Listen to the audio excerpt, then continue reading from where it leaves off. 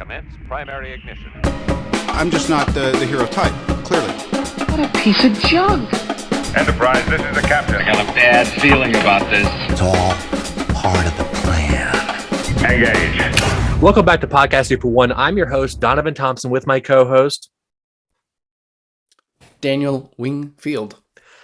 and we are back again today to talk about Disney Plus's new Marvel Studios show, Hawkeye, where they dropped 2 episodes.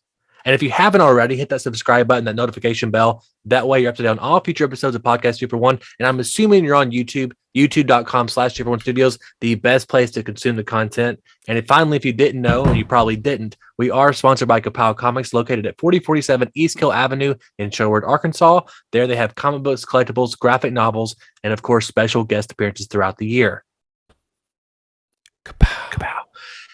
Daniel, we haven't talked about this at all, really. It's been I guess a week since, we've, Yeah. a week. Right Whole about. week. It came out last Wednesday, I guess. Mm-hmm. Yeah. Sorry, I got a Slack. I had to make sure that the world wasn't crashing. Sure. No worries. Yeah, we haven't talked about it, right? So it's been Thanksgiving. It's been, kind of a lot of things going on. So we haven't really had time to sync up, I guess. I know that you and Travis had a little bit of conversation, and it seemed like you guys weren't fans of this so far.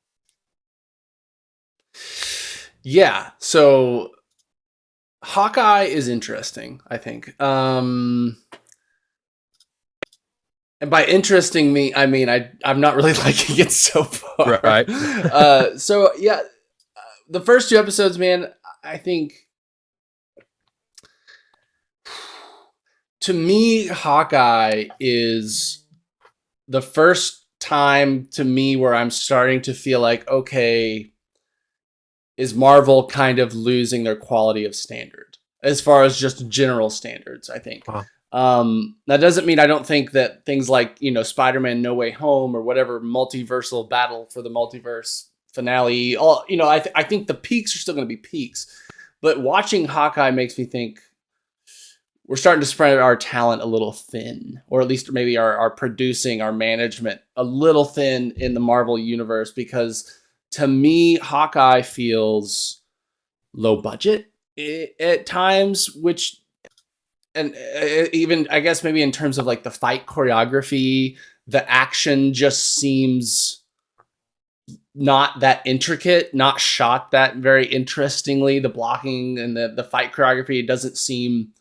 And maybe this is the spoilings of like Shang-Chi, coming off of that recently, but the fighting just looks so fake to me and kind of not and I'll speak mostly that's about, I'm blanking on her name. Come on, Kate Bishop or Hailee Steinfeld? Young Hawkeye. Kate Bishop's fighting. And I know that she's supposed to be like an amateur and she doesn't know what she's doing, but it looks like the low budget way to do that almost. I guess everything just shot so dark, especially in that scene where gets the suit. The humor is not working for me most of the time. And it feels like a lot of the scenes have a lot of like improv dialogue where they're just letting the characters kind of go back and forth and talk over each other a bit, which can work. And I even recently watched Thor Ragnarok, and there's a lot of that in there. And it doesn't work all the time. But there's a lot of those moments where like Bruce Banner and Thor are kind of having just this kind of like back and forth to make jokes, or even with Loki too. They do it a lot with Loki. And they're doing it a lot here. And to me, most of the time, it just feels awkward. and it doesn't feel funny or natural. The show's not a total lost cause. I think that some of it, the stuff with Clint, the scene with the musical and him kind of having these weird conflicting emotions about how he's perceived and what he's been through and what he's done. I think that's great. I think honestly, again, I'm going to blank on his name, right? I should have put up the cast, but Clint's actor is doing fantastic, is the best actor on the show. Jeremy Renner. Easily. Yes. Easily giving the best performance. Yeah. So anyway, man, I could go on and I will, but just, as top level thoughts, I think, I'm not feeling this one. It's not vibing with me. And I'm going to turn off my video and go let my dog out. So stall for like 10 seconds. But I'll still be able to hear you. Never mind. Just keep talking. I can hear you. So Okay. I figured we'd be okay. Yeah, I mean, I see where you're coming from ultimately. I know when the trailer dropped, this looked like, man, this could be my favorite MCU TV show on Disney Plus, just for the fact that it had this Die Hard vibe. I mean, it was an action movie during Christmas, so automatically you think of Die Hard, Lethal Weapon, Kiss Kiss Bang Bang, Long Kiss Goodnight, all those good movies. And so, of course, all those things kind of start coming up like, man, this could be something special. And I will say that it hasn't, I think you're right in a lot of ways, but it hasn't hit the ball out of the park yet, so to speak. I don't have, I mean, okay, I'm trying to think. I don't think it's a cheaply made show. I know that some of the action sequences, they don't seem like they're connecting as well. And I think part of that is because time constraints of learning the choreography. And I think part of that might be because of COVID, because this is a full-blown shot during COVID show. This wasn't ever made pre-COVID, like WandaVision, and Loki was too as well, for a COVID show. Which then get away with more stuff because it's like all CGI backgrounds and like it's not New York, it's not these real lived in locations kind of things. So they can really, make sets and that kind of stuff and have CGI, stars and space and stuff. So this feels like this is the first one's really put it to the test where they're like in New York on location. I'm not sure where they shot it at, but you know what I mean. And Dublin is New York anyway. And I can kind of feel some of it, and especially in the action sequences, and primarily because it feels like they didn't have as much time to do some of the choreography. I love Jeremy Renner in it. I think absolutely the best things about the show are just him, the scenes with him in general, and the scenes with him and his family. Just because I like that. Yes. He has such a weird dynamic, and just in terms of like, he seems like this guy who, and I'm just now thinking of this. It's like he's absolutely aware of all the stuff he's done, but also he seems oblivious to just, I don't know, almost like, I can't explain it. I don't know what I'm trying to articulate, but he's not dumb. He's really intelligent, but he just seems like maybe it's like his quirkiness. He has like a quirkiness about him that maybe he plays like he's like, he don't understand references and he don't understand, some things, but I really think he does. Yeah. I think he's just playing that role. I think he does a really good job of like showing being uncomfortable with his fandom or his how people see him because of the weight of what he knows he's done, especially what he did as Ronin.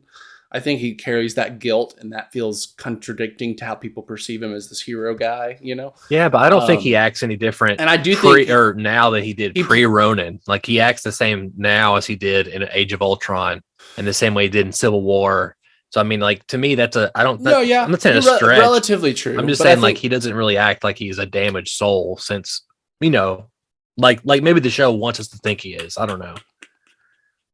I mean, I see it a bit, even in just how he was viewed, like leaving the musical early, like the whole like he's just like, I don't know. I feel like there's a big kind of PTSD vibe going, and I think a little, yeah. Whether that's, and I think even the show, says like, one of the funniest parts was when someone asked him what he got is like, why'd you get your hearing aid? Which is great. And it cuts to like 3 different moments in 3 different movies of just him getting like his ass blasted, and then he's like, I don't know. It's any of them, right? Yeah. Like, that's good. I think it is pointing out that like, hey, he's been through shit, right? And that's a funny way to nod to that. And I even think him having a hearing aid makes him just feel even more like, oh, this is the human Avenger with no special powers, or like his body's just a normal body. He's in shape, but he's also old. And like, it's just like, I think that's a great way of bringing him down to earth. And I like that, and I think that's working. And he kind of feels like that dad that just doesn't give a fuck about like what the hip stuff is. Yeah. He's like, I don't give a fuck what's popular. I'm a dad. Like, I'm like this, like, sure. I do what I want. I tuck my shirt in even when it's not cool or whatever, Yeah. Anyway, I think you're right. No, I agree. Clint is great. I think you're right. And I'll say this. I really love the opening with the the two things. I love the opening with her and seeing the Avengers attack from a different perspective. I did like that. You didn't like it, but before we get into that, I love the musical. I liked it at first. Say what? The Rogers the musical. I thought that was fantastic. Oh yes, the musical was great. Well, for one, it was just funny on its own, but really liked how they used it. They didn't just be like, "Hey, funny musical." They used it to develop Clint's character and give him something to wrestle with. That was my favorite part about the musical, was that it wasn't just a sideshow or like a gag, but it was just on its own hilarious.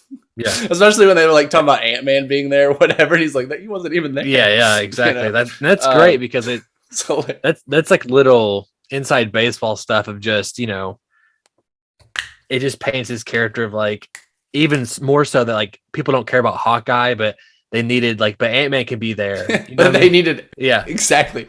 They needed Ant-Man in the cast. They didn't have a big enough cast. Yeah, exactly.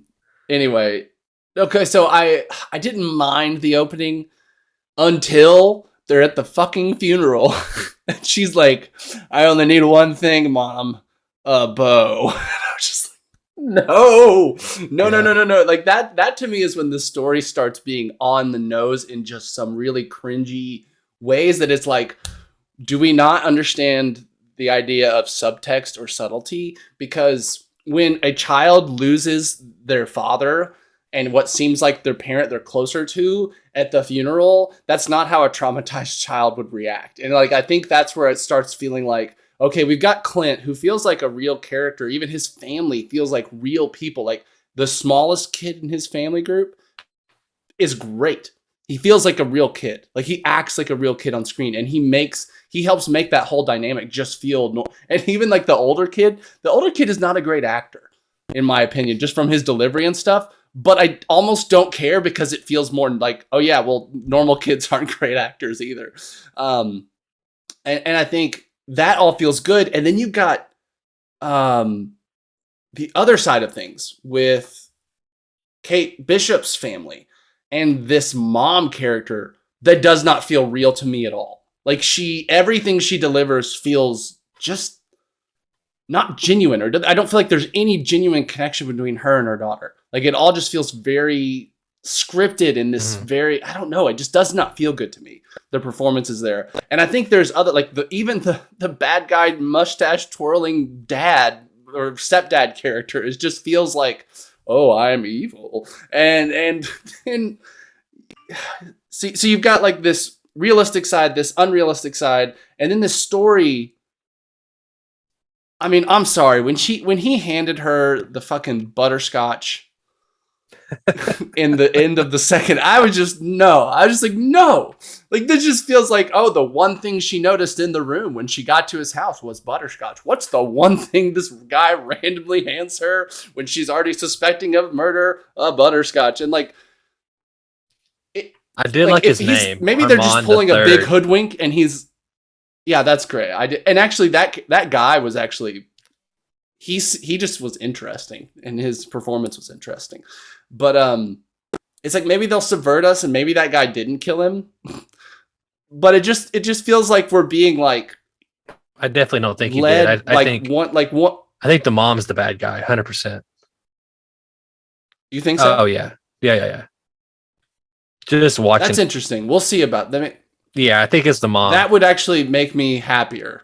Yeah. I mean, that would actually make me happier because it would make her fakeness actually feel like it was intentional, maybe. Yeah, to piggyback real quick. I think you're right on a lot of things here.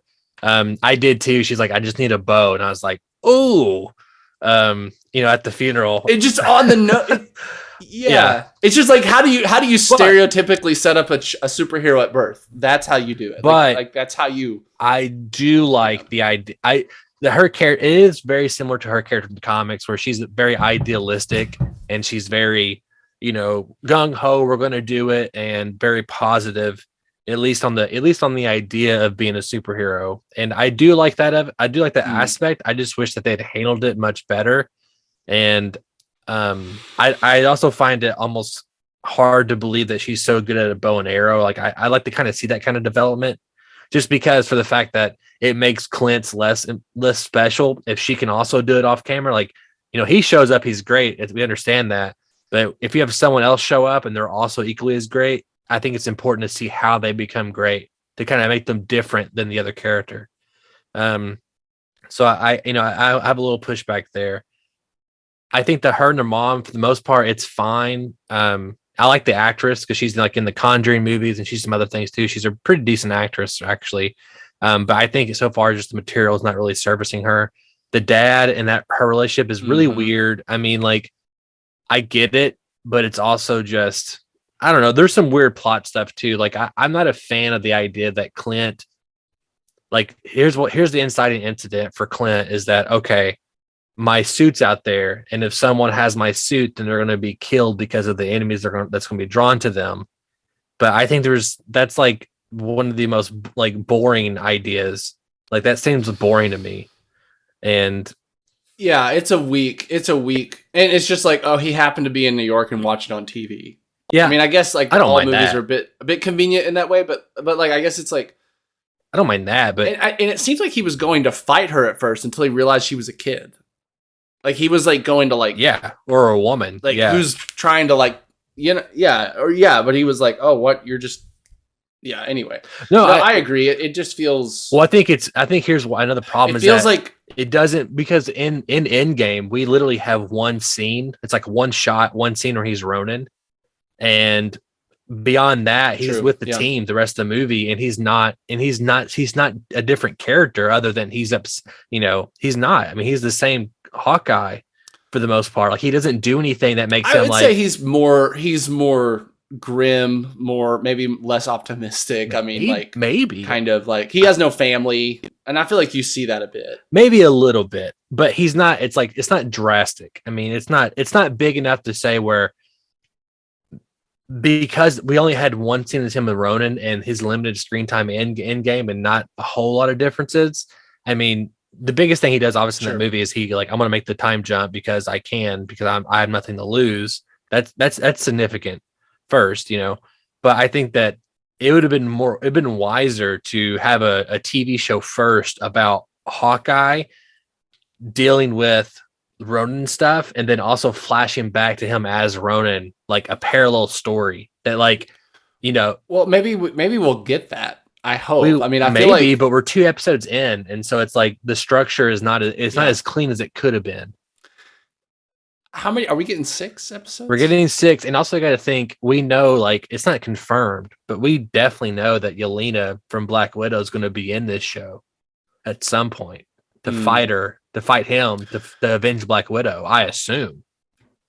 Yeah. Well, and I'm wondering.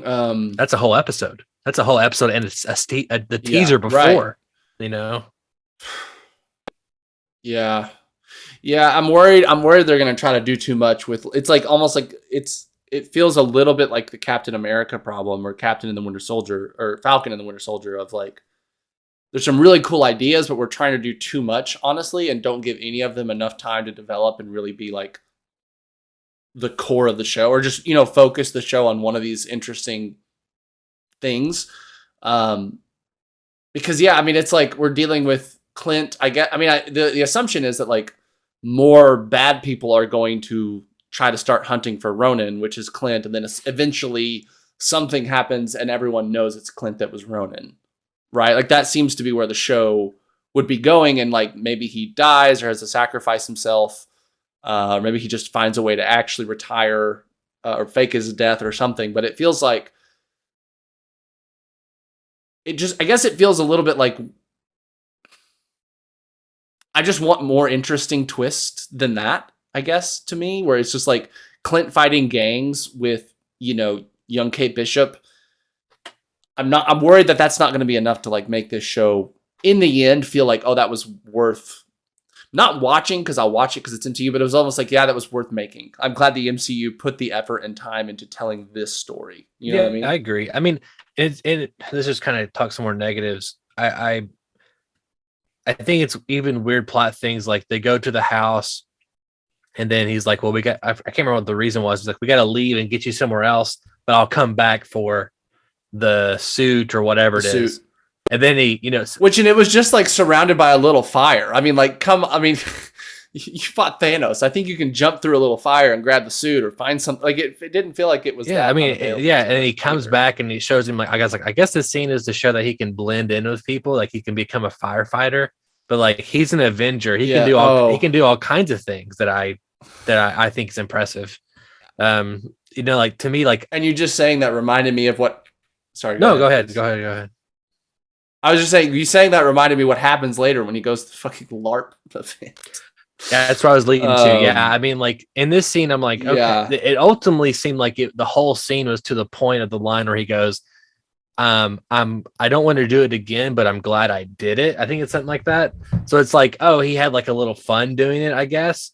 But it just seemed like this long plot beat that just didn't add a lot to his character, if at all. And it just seems also kind of lame. And Like lame. yes, and again, like this could have like I feel like me and you, if we had sat down and it's like, here, let's do a LARP scene, but let's shoot it like an Avengers fight battle. Like this just felt very like let's just track with him as he keeps doing this. Like he does this move like 3 times, like this like lean back dodge move, and then does like the just thing, and it's like, okay, you could have actually made this funny if you made it like uber serious of like, let's shoot it like it's like them fighting Thanos in Endgame. You know what I mean? Like get the close-ups, get like the like the insert shots, get like these weird angles of the sword like slicing across someone and then falling back. Like it just felt so. It felt cheap the way they did it. Like it felt like they shot that in like that probably took them half the time of what I'm proposing because it was much more basic to do.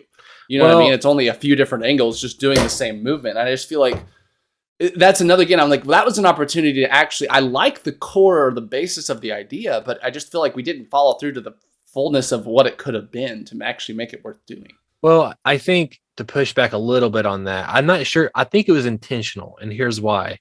This is primarily, and I haven't read this. I just know it from the comic community, and I've done a little research, not much. But Matt Fraction and David Aja did a famous, like award-winning comic run called Hawkeye. Even the title sequence, the posters, they all take from this comic run. Yeah. And if I'm like, even the I can't think what their name is. They all say bro. What's their names? The Tracksuit Mafia, which is a great name. That's all from this arc. And I think from what I remember is the comics are about like the mundane, and they're about like the mundaneness of superheroes, and like they're not really about him saving. It's like I think a whole episode is about the dog eating a piece of pizza, or a whole comic is about the dog eating a piece of pizza or something like that, you know? So like it's very like it won accolades for being different. And so I think there's things like this where it's like, here's the LARP episode or whatever, where it's, you know, they're trying to show like Hawkeye out of his element in different things because the comic did it, but not because it actually serves the story they're trying to tell. And yeah, I think that makes sense. It makes sense that they're trying to go for that. And I think it's a mistake. But it feels like it's like, yeah, I think for one, I understand. That sounds like a cool comic run. I'm not sure that you just want to translate that comic run directly to a screen.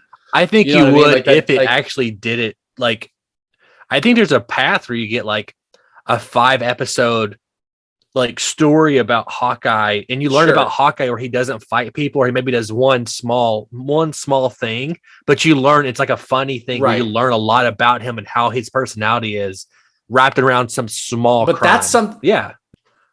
That's something you would get though if we were having like a show of Hawkeye that gets like 5 seasons, like one of those seasons being that. But to me, because Marvel is doing these kind of one-shot stuff, I mean, Loki and What If are the exception so far, but most of these like, hey, we're doing one episode of Wanda and Vision, or one season, one show. I don't think I'm guessing we'll get another Hawkeye season, but it'll only be Kate Bishop probably. Or maybe she'll just be in the Young Avengers whenever that happens. I don't know. But I guess it feels like you're right. It could work, but that's not marketable enough if we're only doing one season of Clint Hawkeye, 6 episodes. Yeah, I think you know what I mean. We can't. I think we think it is, but I don't think that a marketing department would say, yeah, you know what? Only one fight scene in the whole show. Yeah, but And we're gonna have an whole episode about a dog eating pizza. Like that doesn't match what the MCU has been up to this point, which is, you know, a fireworks show. Sure, You but know, every show has their big power up moments. And well, to be fair, the MCU visually stunning. Well, I mean, like, yes, 5 years ago, maybe not. But I think, to be fair, the MCU is trying different things, and I think it would have been smart to have a show like this that would have been more introspective, more low key, no pun intended. But like, I mean, like, look at Eternals. That movie is not very marketable. I mean, and they did it anyway. It's not as marketable as a Hawkeye 5-episode cheap. I mean, it's cheap. Like if Disney Plus, hey, here's 5 weeks of Jeremy Renner in a show, and you can have action in it. I'm just saying that this is just a path that would have been maybe better if they wanted to do the mundane. I'm not saying that's what I would have done. I think so. Yeah, I'm just saying or at least maybe you could do like one episode that's at least focused on, like the whole episode is focused on that, rather than feeling like you're trying to just plop these weird little moments like scattered throughout. But the big problem is that you know, you have Kate's story and you have his story. I'm much more interested in his story. I like Hailee Steinfeld. I like her. She's a good actress. Hailee Steinfeld, but Steinfeld. But I'm not like I'm like oh man, I can't wait to see her in the Avengers or anything, because she seems too goofy to be in the Avengers. You know, like yeah, I mean, I feel like she fits like the young Avengers, like that kind of young adult group. Yeah, you know, going kind of that feels like it's going for more of a young adult audience, and I'm assuming that's what they'll do with that anyway. Yeah, I agree. I think and maybe it'll be more interesting if the mom ends up being the villain and she has like kill her or something. Probably won't kill her, but that would make it more interesting. Kill her. But yeah, I guess it's like, it just feels like, well, this is just like the kind, it feels a bit paint by numbers. This is the paint by numbers plot of Kate Bishop taking Hawkeye's place, or do you think learning what it means to be a hero, or whatever her internal journey is? Do you think she'll replace him? Like I didn't really consider it too much, just because I don't know. I just didn't. I mean, Jeremy Renner's just getting actually old. You know, he's like what, in his 50s, I think. Yeah. Sure. And he's been doing this for 10 years. I mean, Hawkeye isn't going to become like the next Captain America. Like, it's not like Hawkeye's character is like the hot shit or going to be the hot shit anytime soon. I guess, I mean, he probably just doesn't, want to be locked in for another 10 years. Maybe he does. Maybe he's enjoying the money and that's all he cares about. But you wonder, I feel like Jeremy Renner also tries to do a lot of other roles. I don't feel like this show yet has justified like why he would want to come back. And maybe it's for the fact they offered him a lot of money and said, hey, trust us. He said, okay, I trust you. But like, you feel like he would want to at least go out like a Chris Evans or a Tony Stark in terms of like, you know, significance. And so sacrificing himself, or not even sacrificing, but I mean, it could be, but I'm saying like something that's like epic, or something that's like, we'll get the fans talking like, oh, that was great, you know? And I just don't feel like with the tone of the show so far that Hawkeye is going to bite the dust at the end of it. It's possible. I just don't feel like it's going to happen. I would probably agree. If anything, he'll like extra retire, fake his death. Well, it is kind of a thing. You kind of wonder, like, what's his path? Like, look at, Avengers 1, he was mind controlled. Avengers 2, he retires at the end of it. Avengers 3, he's not in there. Avengers 4, he comes out of retirement to retire again. Well, and he's involved in Civil War pretty heavily too. Yeah, he comes out of retirement, yes, to do that one fight scene, help Cap, right? and goes into jail for it. But you know what I'm saying, like, but then he goes back into retirement, you know, so like after he gets out of jail, or he takes the deal with the government to to retire, So like you wonder, like, okay, so if this feels kind of like a Tony situation, right? You're never going to stop. Like, you always feel the call to come to action, whether you want to or not. Like, you feel like even him, he's like, you can see the eye roll, like, fuck, I don't want to do this, but I got to do this. So you wonder, like, okay, what's the real ending for him? Will he die? It kind of does feel like he has to die. But that feels like also like, I'd like to see him get a happy ending with his family. Like, he's been through a lot, you know? Yeah. No, I agree. I mean, I could see them going either way. Honestly, like right now, I'm thinking him faking his death and retiring again seems almost like the most plausible in my head to what could happen. But I just don't not see him like in Secret Event or Secret War or whatever the next big event is, because he's got like, if he feels like his family's going to be threatened, he's going to come out of retirement to fight. I mean, I could see him cameoing for a You're 2-minute right. No, scene. exactly. He'll come back for whatever multiverse battle or whatever world threatening event happens. Yeah, Right. And maybe he'll die in one of those instead. Possibly. Yeah. One other thing I just remembered Sure. that I don't know, that maybe this could be just stupid, and y'all might deserve to laugh at me, but the dog with one eye. What's wrong with that? I'm getting like these weird vibes from him of like he keeps like acting like he already knows the characters in some way. Like, and they've had these moments where it's like, "What's with your dog?" Like he's like staring. I don't know. Like he seems too smart. The dog? And I'm like, is it motherfucking Nick Fury? Like, using some kind of like Flurkin? What? Huh? I didn't even think about that. Like because he has one eye. And Like he's some Nick like Fury. That's you're reaching. That's not in the comics. He's just a You're right. I'm not. Well, no, it'd be like well, how it'd be like he's disguised like Captain Marvel's cat was. yeah. or That's what I said. A but using, Flurkin. like, Yeah, the I said a technology. Flurkin. Yeah. Yeah. And so I couldn't remember the name. I don't know. Like they just have enough of these moments where they're like, "What's with this dog?" Like the dog keeps being like directing our attention to it in like weird ways, where like the characters are like, "There's something weird about this dog." I'm like, what? I don't know. That just seems like one of those like weird things that we'll get an after credit scene of the final episode, and that is hinting at like Secret Wars or whatever's coming up next for Nick Fury. I think he's just a dog. I mean, that's straight from the comics. I don't Maybe think so. it's anything special. There's a one-eyed dog in the comics. Yeah, his name is Pizza Dog or whatever the fuck his name is. Like he's a character from that run. Wow. From that run. That's why Is Kate Bishop in that run? Yeah, I'm pretty sure. I think so. I could be wrong. Pretty sure she is. If not like the main character or one of the main characters.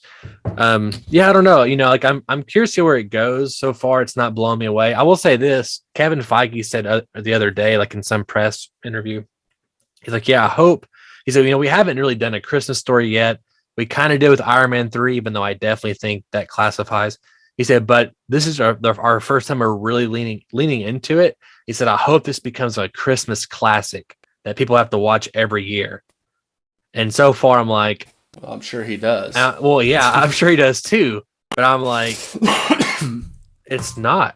Like they should. Not so far. You know what they could have done? They could have done fucking Die Hard with Hawkeye. You know what I'm saying? During Christmas, like I would have loved that. Right. Like in a Hawkeye in a building. Yes. He has he don't have a bow and arrow, and he's got to get out of the building. That's amazing. It's an amazing idea. Right. And I hope, and like a shrunk down concept of that. Like, it's just like about this one time he's got to do this one thing in this build. Like, I would love that. Like, something that this feels like we could start globetrotting soon. A la like Falcon and the Winter Soldier. Like, we're just bouncing around to different parts. I don't think so. I think we're always in New York. I hope not. And I think we're every day, every episode will be a countdown to he's got to be home for Christmas. 100%. Sure. No, does the last episode come out like on Christmas Eve or that week? We have 4 more weeks, so I think it's the week of Christmas or the week before Christmas. The 22nd. Yeah. Yeah, the 22nd is our next episode. Our last episode, yeah. Do we know timeline wise when this takes place versus when No Way Home takes place? We do, and this is interesting.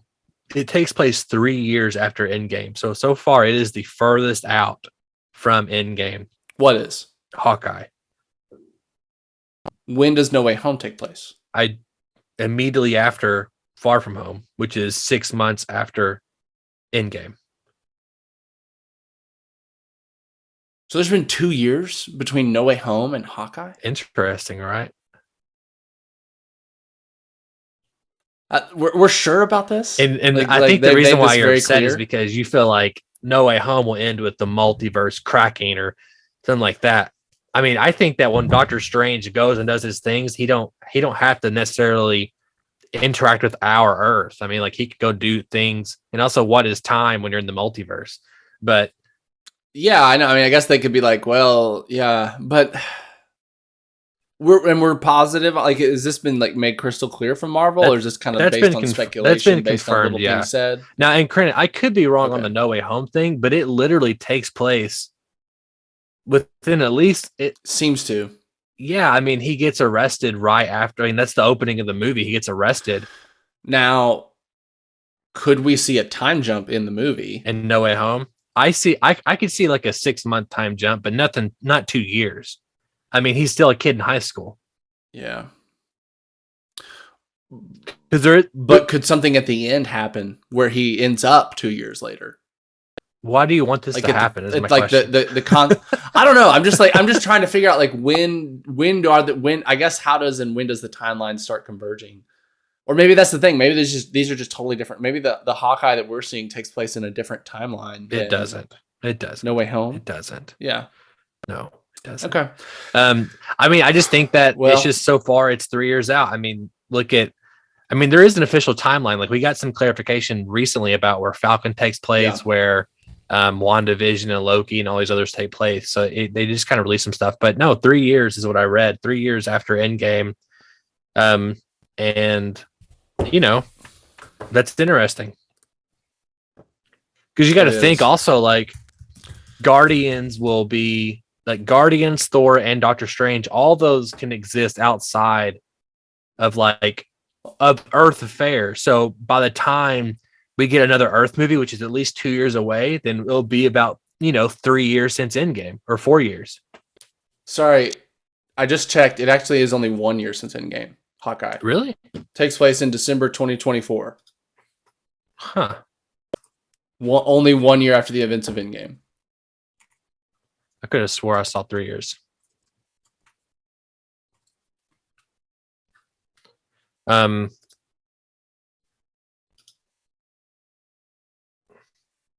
Yeah. Eternals producer Nate Moore has said this film takes place at the same time as Spider-Man Far From Home. That's Eternals. Okay, it says it's 2024. You're right. Yeah. But Endgame, when did Endgame take place? I guess it takes place 5 years after 2018. So yeah. Which is 2023. Okay. That makes sense. Okay. Hold on. Yeah, Hawkeye director clears confusion. Yep. Okay. You're right. I'm wrong. Does that make you feel better, I guess? Yeah, early reports had it taking place 2 years, but Far From Home is in summer 2024. So this, yeah. Yeah, there's some interesting things here because we're talking about Shang-Chi and Eternals is kind of harder to peg down. Yeah, okay. Yeah, so well, it sounds like a producer from Eternals said Eternals takes place during Far From Home. Like, so summer 2024. Is that when Far From Home takes place? Yeah, 6 months after Endgame. Endgame happened in 2023. Oh, Far From Home. Yes. 6 months later is Far From Home. At the same time, Eternals is happening. Okay. Modern day stuff in Eternals, I guess. And then No. All of the 5,000 years is happening. Yeah, exactly. Okay, so let's make it a little bit more sense. Okay, yeah, sure. So, I'm wrong. I'll admit I it. still think there's a chance then something could happen there could be some sort of crossover something. Because, I mean, No Way Home seems to take place in New York. He's in New York. I mean, I mean, these things happen, like No Way Home. I mean, it would have to be something subtle, I guess, because you don't want people that are into Hawkeye getting spoiled for something in No Way Home. I mean, it's a week after watching release, Hawkeye, the final episode. I don't think it's going to tie into it, and here's why. It's technically a Sony movie. Like I know it's in Disney's best interest that it all connects, that kind of thing. But I don't think it will. I just don't think it will, just for the optics of it all. In terms of it's a week out. Like you've already kind of missed the teeing up to it. Don't think it would do. It would remind people to go, "Hey, Spider-Man's in theaters, or now go watch it." But they don't need that. Well, again, I think if they do, it might be something subtle, like something for the fans. Maybe not necessarily something they're going to like advertise. Sure. Or like try to make headlines about. But and also anyway, that at least that's still exciting. that's That summer, makes it a little better for and me this is because Christmas time. Then I don't see like because it's not. But then the time jump. It's not Christmas time in But, Far right, From but Home. if or No Way Home, sorry. No, in No Way Home. No, but it could end up being maybe later. I mean, I could see a 6-month jump in that movie happening at some point somehow. Yeah, but the final battle, there's no snow, there's nothing like that. I mean, it doesn't look cold. And they can always add that in post, I guess. Is that the final battle though? Is it though? It definitely is. What if there's another battle after that battle? I hope so. I hope there's a battle I don't even know about. That'd be amazing. Exactly. That takes place. Yeah. I would the love train scene is actually all in snow. That's what they keep changing the background for the train shot of Doctor Strange. There is that. That's interesting. That's actually the Polar Express. That train is the Polar Express. I mean, ultimately, I'm ignoring you now. Ultimately, there's 4 more episodes. You know, I'm still gonna watch them. Katie hasn't seen them yet. Actually, I watched them without her. I watched them with Matt, and I want to see what happens because I'm curious, but I'm not like Falcon. I'm not like WandaVision. I'm not like Loki. I'm like, man, I just cannot wait for the next episode. I'm like, okay, it's out. I need to watch it so we can talk about it, and hopefully there'll be some interesting nuggets in there. But yeah. I think you're kind of right. I think that I think the writing's been on the wall a little bit in terms of these TV shows are just not have been the same quality as the movies were. I mean, like, I think part of that too. We had the Russo brothers for 4 movies. I mean, like back to back to back to back, and like 4 or 5 year time span. And you had James Gunn, and now we haven't had a James Gunn movie in 3 years. We don't have the Russos anymore. I mean, we're getting Spider-Man. It is in film. Guardians 3 is like in production. It is, but I'm saying like there's been a gap been watching here some of like the filmmakers and the teams that were giving these great movies, and now we're starting to get Kevin Feige spread probably a little too thin. I mean, B team. Yeah, maybe. And again, I don't think maybe it's not B team. And that's a little harsh. I think if part of it is just that there's deadlines and hey, we need 6. It seems like they like the 6 episode thing. I think it makes them feel like it's premium or something. And they're like, we need 6 episodes. Was Wanda 8? I think it might have been 7 or 8. Was Wanda more than? Yeah, but the rest have been 6. Well, it was Loki. Loki was 6. Yeah, but you got to understand that WandaVision had 2 episodes where they're 20 minutes long. WandaVision had 9 episodes total. No, that's fair. And they released those on the same week too, like kind of like Hawkeye. Yeah. At least Hawkeye's 2 episodes they released were both like an hour, basically. Yeah, right. WandaVision is 9 episodes. I know Falcon is 6. Oh wow! And Loki was 6 episodes. Loki is 6. So yeah, the last 3 have been 6, and then What If was like, I don't know, 7 or 8 or something. Yeah, but that was another one. Those episodes some were pretty short. Question: Have you? Yeah, I mean, I think it is. It comes down to just like, I mean, we know how much control Kevin Feige has had along like the first, the Infinity Saga. He had a lot of direct creative input control. I mean, he gave a lot of freedom, but at the same time, Edgar Wright would argue differently. But I think it is that thing of. I hate to say it, but like I could see a future where like I'm a little more selective on what Marvel stuff I watch, and I don't love that. Like, and no. not so much I won't watch it, but like, oh well, I can't wait to see those movies, but these shows, like I'll watch it when I get to it or something kind of like that. And I hope that doesn't happen. I really do.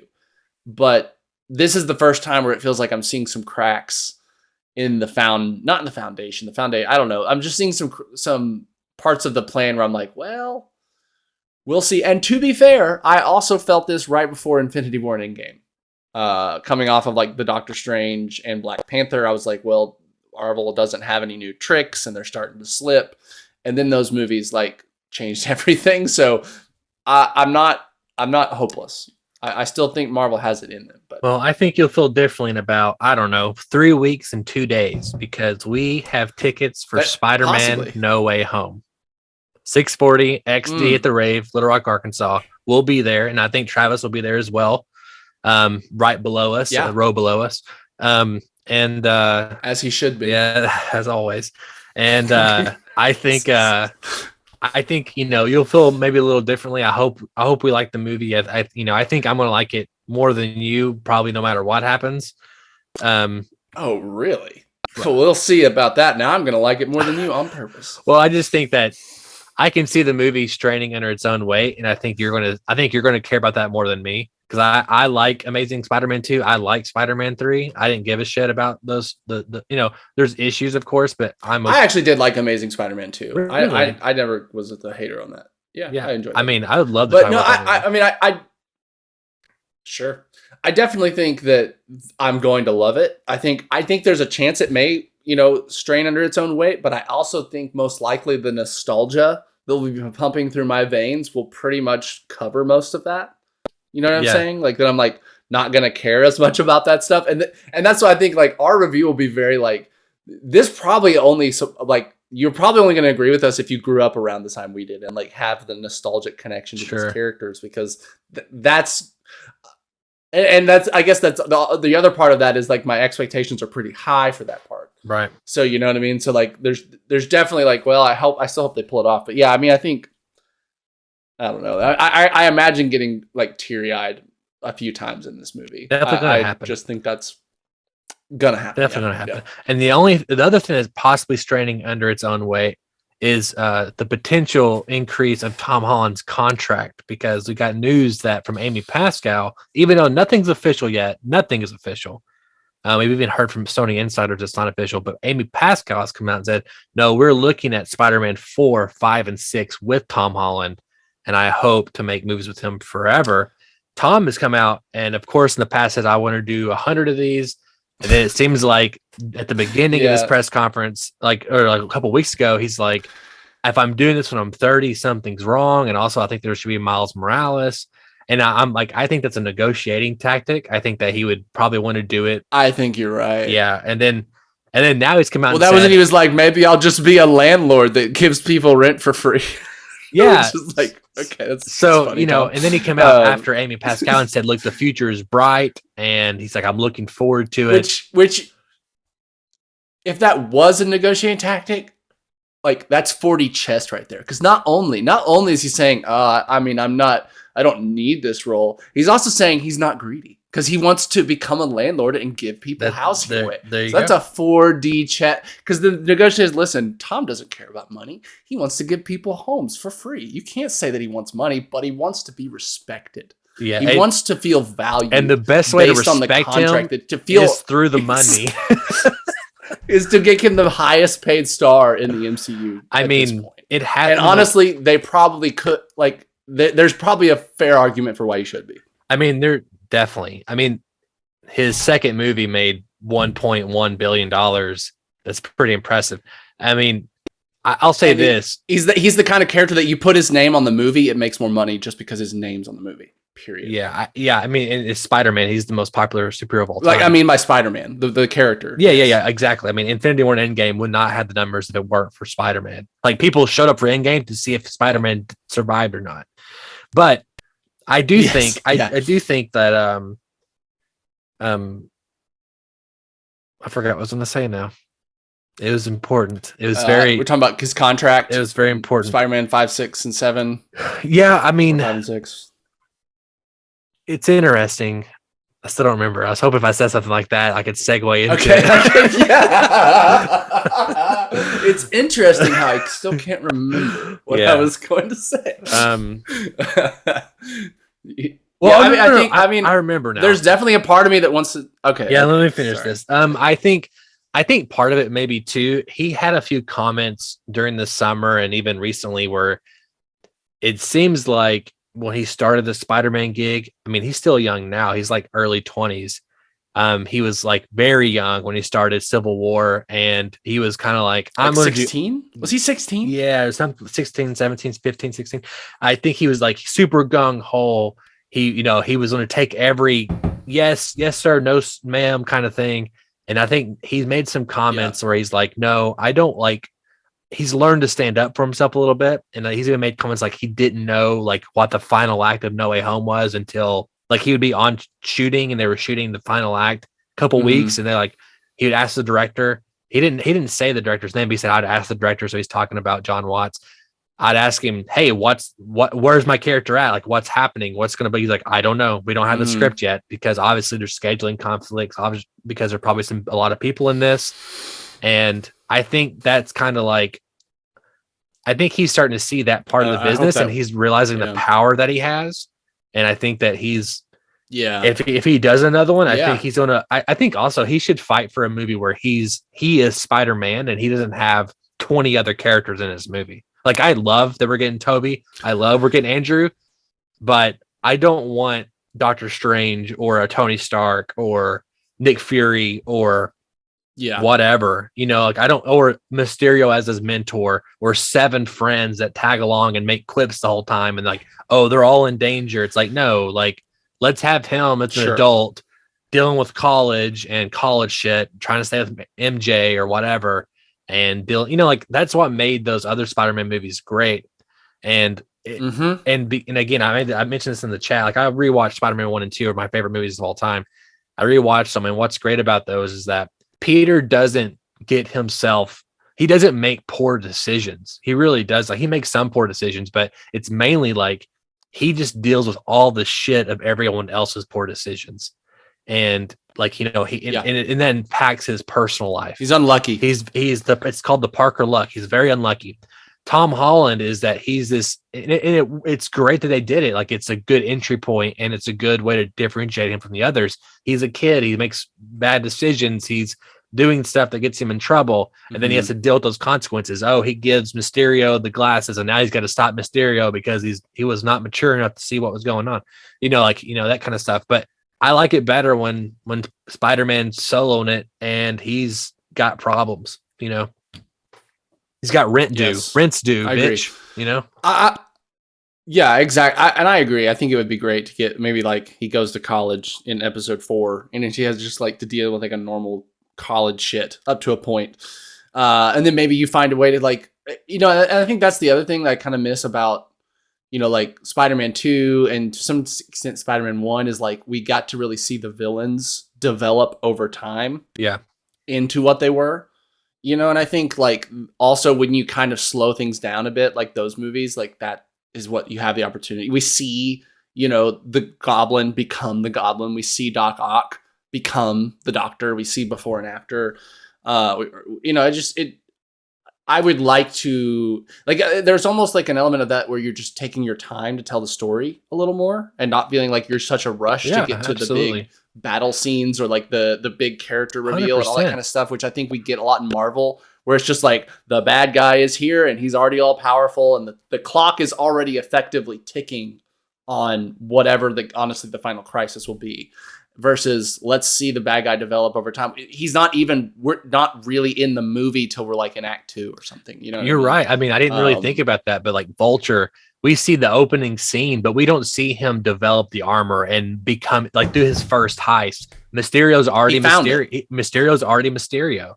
Like he's in like, we see like the big reveal at the midpoint, but it's like, he's Mysterio. We didn't see this character get fucked over by Tony Stark or whatever. We're told that he was. I mean, like, and even this in No Way Home, like all the villains are already villains. There's no, like they're all villains. And that's one great thing about like Doc Ock in Spider-Man 2 and Norman in Spider-Man 1 is that you got time with those villains and you saw them before the transformation and you saw them after the transformation. Even Electro in Amazing Spider-Man, a Lizard in Amazing Spider-Man 1. I mean, Sandman, all of them. And honestly, the scenes of those bad guys becoming bad guys are some of the most iconic moments in those movies. Like the Doc Ock, like chainsaw, like horror scene, which is Evil Dead, is amazing. Like, it is, and it's amazing. Like it's like a fun scene. Like even as a horror fan, you were like, hell yes. Like take the context of Spider-Man out of this. This is just awesome. Yeah. And then even like Norman's transformation, like what we were quoting in our chat, like back to formula or whatever he says. Like that stuff is it's just great. Like because so good. And it's amazing. Where I'm something of a scientist myself. Like, and that whole scene with Norman, you see the progression. Yeah, and he's actually like, it seems like he's doing something for the good of his company because he's wanting to save his company, but also like he genuinely believes what he's doing is a good thing. Yes, there's a part of you that feels sympathy for him. Like even when he's like noticing the Goblin persona in him, and he's like scared and doesn't want it and is mad upset about it. Like it makes the moments when he is evil feel so much more complex Absolutely. and more interesting. And and when Peter discovers who he is, it's you know what I great. mean? Like, it's such a more and we get that in that we get, Vulture's reveal of being Mary Jane's dad, or is that what it was? It's not Mary Jane's, but it's Liz Al, or I can't think of her name, but I think it was a new character made up for the movie. But yes, her dad. Okay, yeah. So it's his date's dad, right? And it's oh, that's the Vulture, but that's nothing compared to how Peter reacts when he finds out Norman is the Goblin. Right. That's tie. You were my mentor. You were I looked up to you. I wanted to be you. Yeah. You're the father of my best friend I've ever had. What's even great about that too is that it's all thematic, because Norman even says in that moment, be this, I've been a father to you, be a son to me now. And he says, I had a father. Yes. His name was Ben Parker. And that, I got chills just now. And that's what the whole fucking movie's about. You know what I mean? It's about him feeling this great responsibility because he felt like he killed his uncle. And, dude, it's what I'm saying. I like these movies. Yes. I like Homecoming. I like Far From Home, but they do not hold a candle to these other Spider-Man movies. No, they don't. As a story, for sure. I mean, yes, of course, the fight scenes are more intricate and more more visually appealing in these movies. But maybe I think as story, as characters, as development goes, you're right. I think those early Sam Raimi movies, the first two are just kind of as a character arc. Oh, they're great. And even the second one of him giving up Spider-Man, which was the best thing for him to do. And the second, when you're wow, I love Spider-Man. What's he going to do in that Spider-Man 2? He's going to give it up. And as an audience, you're what? No. Yeah. You're I want more Spider-Man. And it creates this wonderful dynamic with you in the movie. Yeah. Of what are you rooting for and all this kind of stuff. It just, those movies, the way they developed Peter, I think that is also why I have such a connection with him too. Is Peter was going through high school in those same Raimi movies around the same time I was, and dealing with girl problems and teacher problems and best friend problems at the same time I was. And it felt like you got to watch him go through that in a very deep, that was as much a part of the movie as the swinging from rooftops was, the stuff with Mary Jane, even more so. And the stuff with, yes. And so I think it's just that level of, I want to see what that would look like with Tom Holland. I want to see what they could do in that direction with Tom Holland. And it's maybe you do the Lizard, because is Lizard, he's in he's in No Way Home. Yeah, it's from Andrew Garfield. Well, I was thinking he could go to college and meet the doctor that turns into the Lizard. To be fair, a little you could do that with, but now we're already getting him. I know. To be fair, a little though, is that Sony, instead of letting you see the villain be created in Spider-Man movies, they're we'll just give the villain their own fucking movie. Venom, Morbius, Craven. They're taking but I think that is a direction to go. I guess so. Yeah. But what's also, I mean, the Joker. Everyone saw Joker and we're we can do that with all of our villains. I know. I will. Let's give this actor that has method actor a villain role, and Jared Leto's now doing Morbius or whatever. I do think let's predict the next method actor to do a solo villain movie for Sony and or I want Daniel Day-Lewis as Mr. Freeze. Oh shit. Yes, absolutely. Or you do him as Clayface, and Clayface is an actor who wanted to be an actor, but then he got into this chemical thing and he couldn't put his face back together, and he's a clay guy now. Daniel Day-Lewis is an actor. Dude, that would be and make it a body horror movie. Exactly. Yes. I got ideas, Sony. I got ideas, DC. Yeah, just tweet Daniel Day-Lewis and pitch it to him via Twitter. I'm just gonna go hashtag Clayface, and then that will be it. Oh man. But I will say what's interesting about this. One thing I do like is that it feels like in this movie, obviously he's being selfish in the beginning, but it feels like there's a turning point that kind of starts this chain reaction where he's look, even though these villains die in their own universe, I'm going to save them. And that feels very Spider-Man-y to me. It feels very because he has a very much no one dies kind of rule. I like that a lot. Right. And I think ultimately what this movie will do, I hope so, he's got to suffer a great loss. I can see Happy dying, which I wouldn't say a huge loss, but even though he's been in all the movies, I could see. I don't think that sounds like the easy one to do. I don't know if they'll kill Aunt May just for the fact that she hasn't had a lot of screen time, and I don't really feel a huge connection. I feel some connection, but not a huge connection. Well, I guess that's what else are we going to do with her? Do we really, yeah, you're right. She doesn't have a lot of screen time. That feels like the one that like would actually do something to Peter's character in a more substantial way. It might, but I feel like than Happy. I feel like Ned is the big MJ. One. Because Ned's like that sidekick character that like, yeah. How do you not have him in every movie until he dies? Like he would never leave Peter, vice versa. But MJ, you kind of need MJ around still. I can see him learning finally, and the other two Spider-Men will teach him this through someone's death, possibly Ned's, because someone's got to die. That with great power comes great responsibility, and he has not learned that yet, and he will learn it in this movie. Well, it's got to be Toby. It's got to be the other Toby that says it. Yeah, but that almost makes me wonder if it will be Aunt May then, because that's kind of the inverse of Uncle. Well, he's already lost Uncle Ben. He's already lost Uncle Ben once. I mean, like already, he's dead. Yeah, that's true. I mean, it's possible. I mean, I could see it. Aunt May. I mean, I almost want a flashback. I want a flashback of that at some point. I'm telling you, I think the best or something with it. It mirrors the movie I wrote, but one of the best ideas is you have like Toby show up and he's like Uncle Ben. Like his Uncle Ben looks like Tobey Maguire. You know what I'm saying? From this other.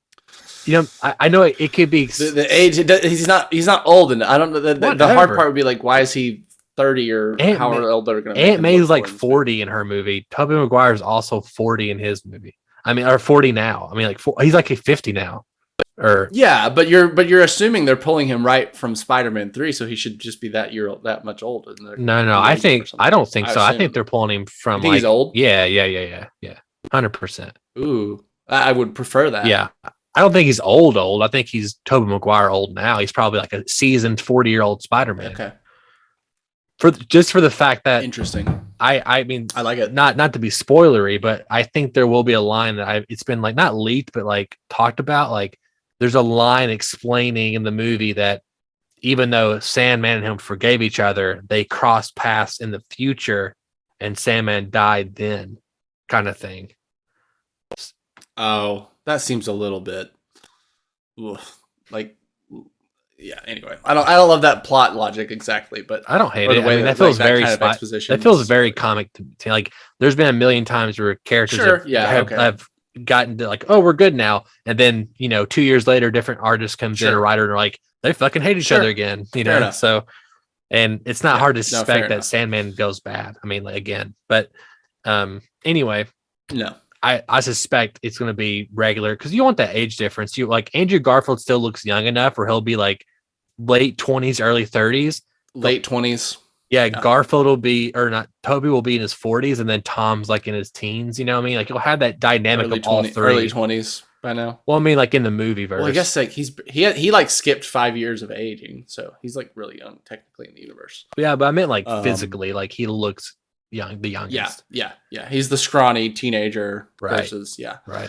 No, I think that all works great. I mean, I could totally see that being the way it is. That makes a lot of sense. You know what's interesting? It's not even interesting. I've pointed this out multiple times, and maybe it's my fault. We end up every episode talking about Spider-Man No Way Home. I think we want to see Spider-Man No Way Home, Daniel. Well, every episode that we talk Marvel, I think we do, true. And I think that's fair. We don't get here when we're talking about like The Ring. To be fair, that's true. That's the last question, I guess. Do you think No Way Home is going to deliver? Like, do you think is it a more chance than not we're going to walk out and be like, fuck yeah, that was worth all the talking, all the trailer watching, reacting, all that shit? Yes, I think so. I mean, just the fact that they've gotten to keep it, well, as quiet as they have kept it with about the other Spider-Man, which I think is pretty impressive when you just think about all the moving parts and people that are making a movie, and they've kept it as quiet as they have. I mean, leaks just happen when you're a big company like Disney, and it's just impossible. It's impossible. And it doesn't have to be nefarious, right? It doesn't have to be someone like sharing stuff for the attention or something. It can be accidental. But no, I think it will. I think it'll deliver. I'm expecting to walk out of there being like, wow, I want to go back in right now and watch it again, kind of thing, right? I do feel bad for Andrew, of course, just because has Tick Tick Boom Boom out on Netflix, and he's getting all these questions more so than Tom or anybody, and Toby's not got anything. But I wonder. Well, he's not been like in the press. He's not, when is he? I feel like Toby hasn't just. That's been, what I'm saying. I wonder, right now, and I could be wrong, but I feel like Tobey Maguire, just based on the things I know about his personal life and X, Y, and Z, that he would have wanted to be a part of like the press junket, like at least in the fact that he would wanted people to like he wants to be at the premiere. You know what I'm saying? Like, can he come to the premiere? Can Andrew come to the premiere? Probably not. Not maybe in disguise. But you know what I'm saying? Like, he reveals at the end, maybe like they come up on stage after the movie. I could see that, but like that's gonna. I mean, granted, the premiere. I don't know when it's gonna happen. I assume it's gonna happen like any day, like in the next week or so. I mean, the spoilers are gonna just dump on the internet anyway. At any point, like once the movie is out, it's gonna be like, if you don't want to be spoiled, don't get on the internet. That's just gonna be kind of how you have to take it anyway. So I think, I mean, is the premiere happening like a week before? I don't know. Typically, they're a couple days or a week or two beforehand. So I don't know. Because also there's going to be, if they do that, you would think it'd be right next to the actual premiere. Right. So I mean, it's just interesting. Like, premiere. Did Toby and them? It also seems like Kevin, from the reports we're getting, that Kevin is the one who said that he wants to keep the surprise of the 2 Spider-Man. Sony was like, we want to market it as all 3 Spider-Man. Oh, I'm sure. And Kevin was like, no, we want to hold it back. Trust me.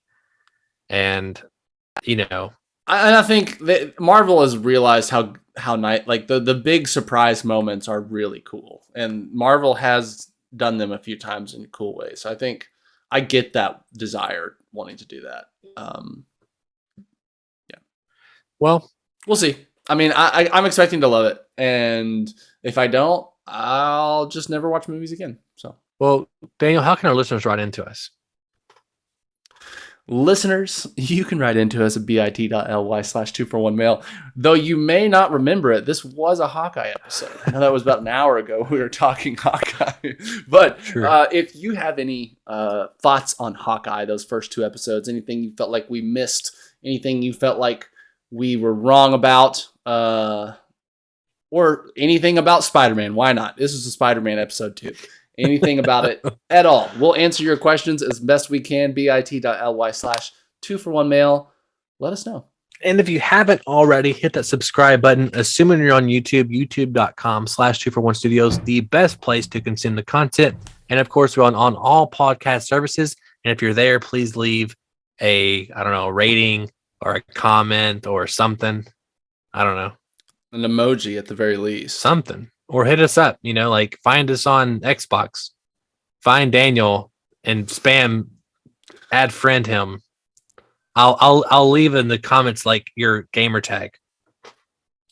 Perfect. Yep. My name is Domin Thompson. I'm Daniel Wingfield. And we have spoken.